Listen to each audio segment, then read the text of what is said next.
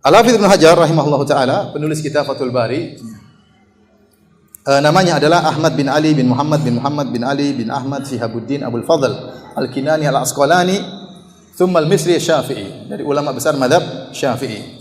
Dikenal dengan Ibnu Hajar. Ibnu Hajar adalah lakop dari sebagian kakek-kakeknya. Dilahirkan pada tanggal 12 Sya'ban tahun 773 Hijriah, 773 di kota Mesir. Jadi banyak ulama Mesir, di antaranya Ibnu Hajar Al-Asqalani. Ya. Beliau hidup dalam kondisi yatim piatu. Ayahnya meninggal pada tahun 777. Berarti usia beliau masih berapa tahun? 4 tahun. 4 tahun ayahnya meninggal, dan ibunya sudah meninggal sebelumnya. Al-Imam Bukhari juga hidup dalam kondisi apa? Yatim. Ya. Al-Imam Syafi'i juga hidup dalam kondisi apa? Yatim. Al-Imam Ibnu Hajar Al-Asqalani juga hidup dalam kondisi apa? Yatim. Ya. Namun yatim tidak menjadikan mereka, keyatiman tidak menjadikan mereka mundur, bahkan mereka semakin semangat dalam menuntut ilmu.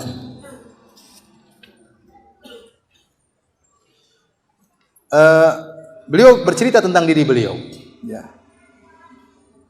Beliau mengatakan, Ibnu Hajar, ya, saya terjemahkan secara bebas, bahwasanya beliau tidaklah masuk dalam sekolah al-kutab, yaitu sekolah semacam pondok untuk anak-anak, kecuali tatkala umur beliau 5 tahun. 5 tahun sudah masuk apa? Pondok.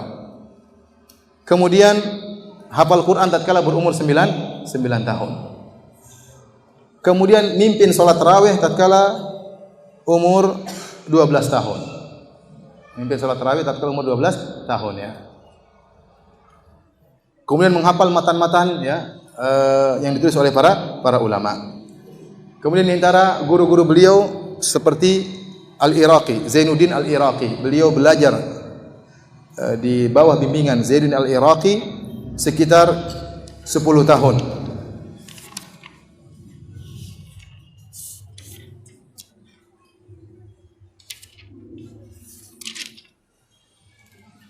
Di antara yang membuat beliau hebat, sebab-sebab para ulama sebutkan, di antaranya, sehingga tulisan beliau sangat banyak. Imam Ibnu Hajar itu tulisannya sangat banyak.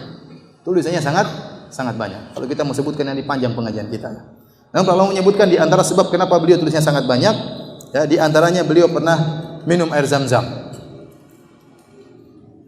Pada tahun 805 atau 806. Beliau minum air Zam-Zam, kemudian beliau berdoa agar diberi kemampuan seperti Al-Hafidz Adz-Dzahabi. Karena Al-Hafidz Adz-Dzahabi lebih masyhur sebelum siapa? Ibnu Hajar, terkenal ahli hadis. Maka tatkala beliau berhaji, beliau tahun 805 atau 806 Hijriah, kemudian beliau minum air Zam-Zam, berdoa kepada Allah agar diberi kemampuan seperti Al-Hafidz Adz-Dzahabi. Dan Allah mengabulkan doa beliau tersebut. Kemudian beliau berhaji pada waktu yang lain. Kemudian beliau berdoa lagi kepada Allah Subhanahu wa taala agar diberi kemudahan untuk menulis dalam fatwa-fatwa, diberi kemampuan untuk menulis dalam fatwa-fatwa dan buku-buku, ya. Dan dikabulkan juga oleh Allah Subhanahu wa taala. Dan Rasulullah SAW bersabda, "Ma'u Zamzam lima syuribalahu." Air Zam-Zam tergantung niat orang yang meminumnya. Kemudian di antara sebab beliau banyak tulisannya, beliau sangat cepat kalau membaca. Seperti beliau baca kitab Ibnu Majah dalam 4 pertemuan, habis baca kitab Ibnu Majah. Baca sambil paham, ya. Bukan baca judul isi saja, daftar isi. Judul, penulisnya, daftar isi, selesai. Enggak, beliau baca dalam 4 pertemuan. Sahih Muslim beliau baca juga dalam 4 pertemuan, habis. Sahih Bukhari beliau baca dalam 10 pertemuan. Jadi para ulama dahulu baca kitab habis, baca kitab habis, baca kitab hadis, luar biasa, ya. Kemudian juga beliau kalau nulis sangat cepat. Seperti contoh beliau pernah menulis kitab Taqyid li Ibnu Nuqtah. Jadi dahulu mereka suka menyalin kitab. Jadi dahulu tidak ada fotokopi. Jadi kalau ada buku disalin lagi. Beliau pernah nulis buku Ibnu Nuqtah, buku lumayan tebal, dalam waktu 5 hari. Ya, cepat sekali tulisan beliau. Tulisannya cepat, bacanya cepat, hafalannya kuat, ya.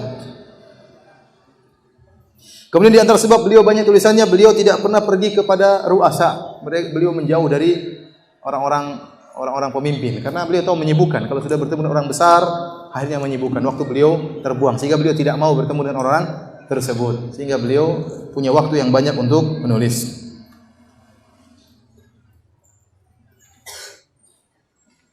Kemudian di antara sebabnya juga beliau adalah orang yang tawadhu dalam menuntut ilmu. Beliau tidak malu untuk mengambil ilmu dari siapa saja.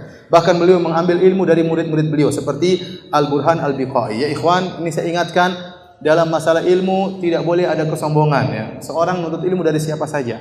Ada murid kita yang punya kelebihan dalam satu ilmu, kita menuntut ilmu. Tidak perlu kita ragu untuk duduk di majelisnya meskipun murid kita. Meskipun murid kita, meskipun orang tersebut adik kelas kita, meskipun orang tersebut ilmunya mungkin di bawah kita, tapi dia punya sesuatu yang tidak kita miliki, tidak usah malu-malu untuk menimba ilmu darinya ya.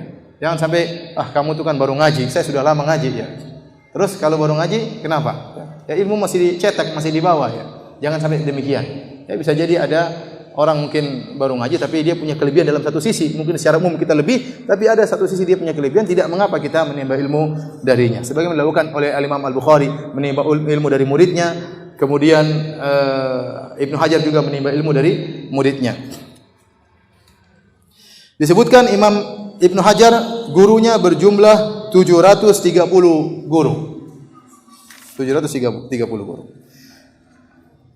Di antara guru-guru beliau yang terkenal yang beliau sering nukil dalam Fathul Bari, di antaranya Al-Bulqini, kemudian di antaranya Ibnu Al-Mulaqin ya. Ini di antara guru-guru beliau yang sering beliau nukil dalam kitabnya Fathul Bari.